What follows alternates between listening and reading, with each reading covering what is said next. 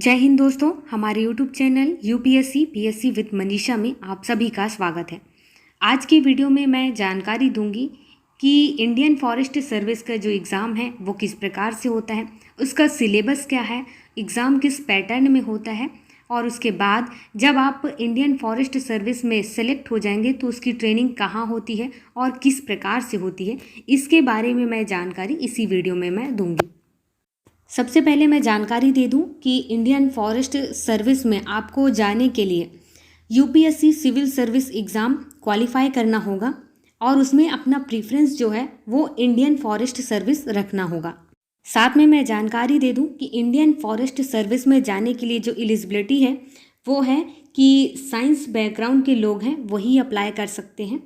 फिर इसके बाद इसमें आपकी जो लैंग्वेज है वो इंग्लिश होगी, मतलब कि इसके जो एग्ज़ाम होगा, एग्ज़ाम का पेपर होगा वो टोटल इंग्लिश लैंग्वेज में होगी। UPSC civil service exam 3 phase में पूरा होता है। पहला प्री, फिर दूसरा मेंस और तीसरा इंटरव्यू। यहाँ पर मैं बता दूं कि इंडियन फॉरेस्ट सर्विस में जाने के लिए आपका जो प्री एग्ज़ाम होगा वो यूपीएससी सिविल सर्विस एग्ज़ाम में सभी जो एडमिनिस्ट्रेटिव या आईएएस आईपीएस वालों के लिए जो प्री एग्ज़ाम होता है वही होता है, मतलब सेम होता है। और उसके बाद जो मेंस होगा तो मेंस अलग होता है। इंडियन फॉरेस्ट सर्विस के जो मेंस है वो अलग होता है। इसमें 2 ऑप्शनल लेना होता है और लेकिन इसमें ऑप्शन आईएएस की तरह बहुत ज़्यादा नहीं होता है, बहुत कम होता है, क्योंकि इसमें केवल साइंस बैकग्राउंड के लोग लिए जाते हैं तो इसलिए साइंस से रिलेटेड ही होता है। इसके बाद इंटरव्यू होता है और इंटरव्यू का जो प्रोसेस है वो आईएएस आईपीएस से थोड़ा हटके या अलग होता है।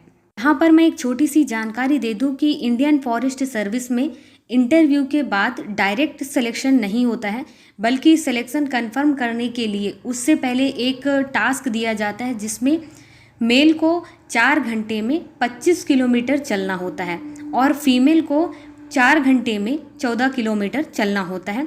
इसके बाद ही जा कर के जो कि आईएफएस या इंडियन फॉरेस्ट सर्विस के लिए आपका फाइनली सिलेक्शन हो जाएगा। इसके बाद जैसे ही आपका सिलेक्शन हो जाएगा तो आपको 2 से 3 महीने के अंदर, यदि गवर्नमेंट में और व्यवस्था में, प्रशासन व्यवस्था में किसी भी प्रकार की कोई प्रॉब्लम नहीं है तो आपको सामान्य रूप से 2 से 3 महीने में वहाँ ट्रेनिंग सेंटर में जाने के लिए कॉल लेटर आपको मिल जाएगा। ट्रेनिंग सेंटर में आपका एड्रेस और आपका नाम और टाइमिंग ये सभी चीज़ें लिखी हुई होंगी, आपको उसी दिन वहाँ उपस्थित होना है। अब बात करते हैं आपके ट्रेनिंग सेंटर के बारे में। आईएफएस इंडियन फॉरेस्ट सर्विस के जो ट्रेनिंग सेंटर है वो देहरादून में है। Indira Gandhi national forest academy Dehradun में है। इसके बाद अब मैं बात करती हूँ ट्रेनिंग मंथ्स के बारे में कि आपकी जो सेमेस्टर वाइज वहाँ पढ़ाई होती है वो लगभग 16 मंथ की ट्रेनिंग होती है। 8 मंथ के 2 पार्ट्स में डिवाइड होते हैं और ये जो 8वां मंथ है वो भी 2 पार्ट्स में, मतलब 4 मंथ्स में डिवाइड होते हैं। और इस प्रकार की वहाँ सेमेस्टर वाइज जो शिक्षा दी जाती है, पढ़ाई कराई जाती है, आपको फॉरेस्ट से रिलेटेड जो चीज़ें सिखाई जाएंगी वहाँ इसी प्रकार से जो पढ़ाई है वो पूरी की जाती है। यहाँ पर मैं जानकारी दे दूँ कि यहाँ जो पढ़ाई है, सब्जेक्ट्स हैं वो लगभग 28 सब्जेक्ट होते हैं जिसकी जानकारी और आपको पढ़ाई कराई जाएगी। इसके बाद 9 मंथ के प्रॉपर ट्रैवलिंग में चला जाता है। 9 मंथ प्रॉपर ट्रैवलिंग में कैसे चला जाता है, जिसमें प्रॉपर पूरे इंडिया को घुमाते हैं और इंडिया में पूरी जो स्टेट में फॉरेस्ट से रिलेटेड जो भी चीज़ें होती हैं वो सभी चीज़ों की जानकारी इन 9 मंथ्स में दी जाती हैं। यहाँ पर बता दूँ कि जो 9 मंथ जो प्रॉपर ट्रैवलिंग के लिए होता है ये अलग अलग सर्किट्स में डिवाइड होते हैं। पहला सर्किट होता है वेस्ट इंडिया सर्किट, इसमें गुजरात राजस्थान का टूर होता है। फिर उसके बाद जो दूसरा सर्किट होता है वो होता है नॉर्थन इंडिया हिल सर्किट, इसमें जम्मू, पंजाब और हरियाणा, उत्तराखंड के फॉरेस्ट एरियाज़ हैं उनको कवर किया जाता है। इसके बाद ईस्टर्न सर्किट आता है और जो चौथा है वो है साउथ सर्किट। फिर इसके बाद जैसे ही आपके इंडिया के जो सर्किट है वो पूरे हो जाने के बाद आपकी कुछ दिन के लिए फॉरेन सर्किट होता है। फॉरेन सर्किट 2 पार्ट्स में डिवाइड होते हैं। पहले पार्ट्स में फिनलैंड और रशिया भेजा जाता है और दूसरे पार्ट्स में स्पेन और इटली भेजा जाता है।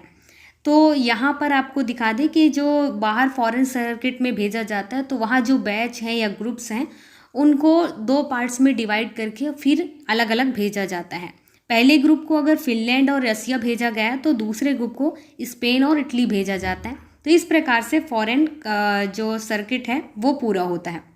इसके बाद जो 9 मंथ की ट्रेवलिंग है, इसी 9 मंथ की ट्रेवलिंग में आपको एनजीओ अटैचमेंट दिया जाएगा। इसके बाद WWF के पास भी भेजा जाता है। फिर IIM लखनऊ में अटैचमेंट होता है। तो इस प्रकार से कुछ कुछ दिन के लगभग 1 हफ्ते या 15 दिन के अटैचमेंट आपको इस प्रकार के एनजीओ और IIM लखनऊ में इस प्रकार से दिया जाएगा। इसके बाद कुछ अटैचमेंट होता है कि नेशनल पुलिस एकेडमी के साथ भी क्या कराई जाती है। फिर कस्टम एकेडमी के साथ भी अटैचमेंट होता है। उसके बाद बहुत सारे जो फील्ड एक्सरसाइज हैं वो भी कराई जाती हैं, जिसमें 7 से 8 दिन फॉरेस्ट में कैंपिंग भी करना होता है। इसके बाद 4 मंथ का जो ऑन द जॉब है वो ट्रेनिंग होती है, मतलब जिसे हम फील्ड ट्रेनिंग के नाम से कहते हैं। तो फील्ड ट्रेनिंग के लिए भी भेजा जाता है लगभग 4 मंथ के लिए। आपको किसी क्षेत्र में नियुक्त कर दिया जाए या किसी राज्य के किसी जो फॉरेस्ट वाले एरियाज़ होते हैं वहाँ। यहाँ पर मैं आपको जानकारी दे दूँ कि जब आप फील्ड ट्रेनिंग में जाएंगे तो वहाँ आपको एज असिस्टेंट कंजर्वेटर के रूप में भी नियुक्त किया जा सकता है।